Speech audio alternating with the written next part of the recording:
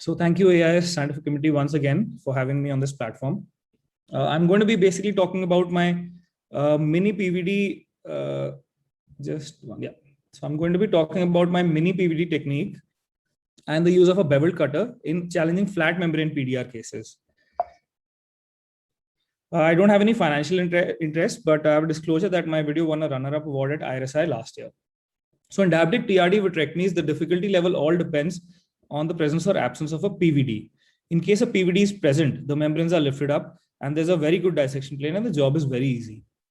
In case, on the other hand, there is no PVD or a very limited PVD, the membranes are banked flat and there is no plane, no space to work, and the case is difficult. So in these flat membrane TRD cases, one always tries to look for a membrane edge, try to lift it up and get into the correct plane. Unfortunately, most of these cases are vitroschisis and you end up in the wrong plane. So I never search for a membrane edge. I go straight to the disc, lift up the prolif from the disc just by a millimeter or two.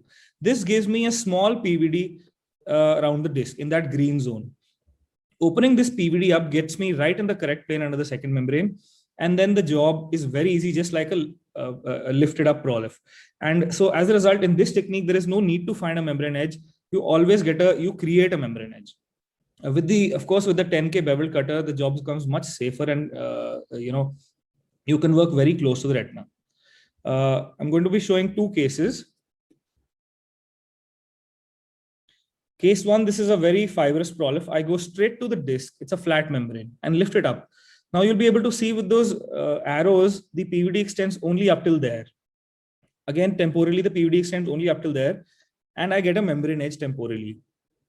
And the rest of the job is done by the cutter. I engage the cutter and the membranes start coming into the cutter's mouth.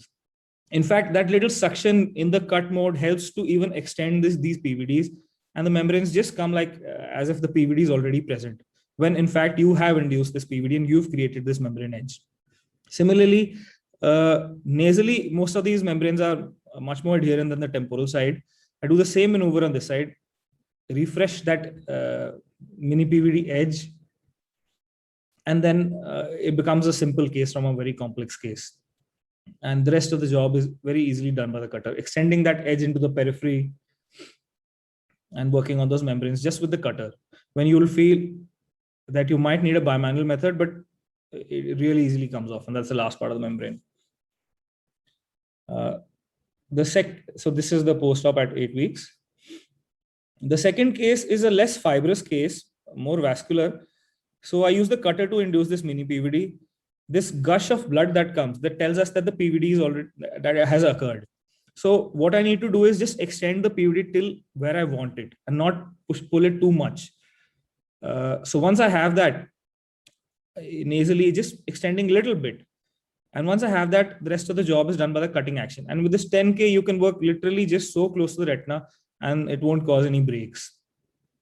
So you can just get in between those membranes and clean them up. Like I said, nasally, you have to refresh this mini PVD that you created.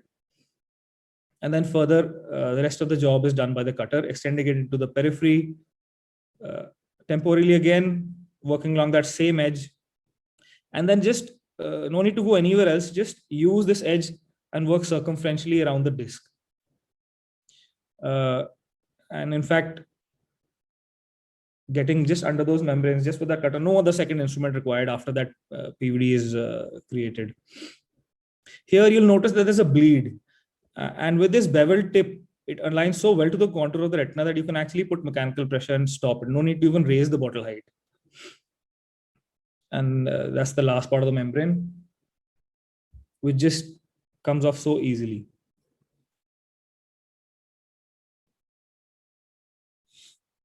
I'm finishing up with a ILM peeling endolaser. And these are some of the cases done by this technique. Even the most severest of cases can be managed without having the need to switch to bimanual surgery. So thank you. These are my references.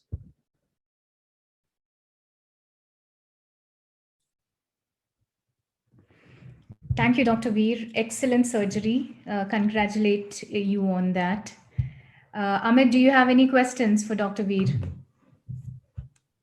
I'm not a retina specialist, but when I heard his talk, in the talent search also. It was awesome. There were a lot of good feedbacks from the retina specialist.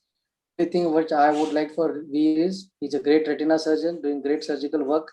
And the best part is he's an alumni of the same college where I belong to, my hometown, Belgaum.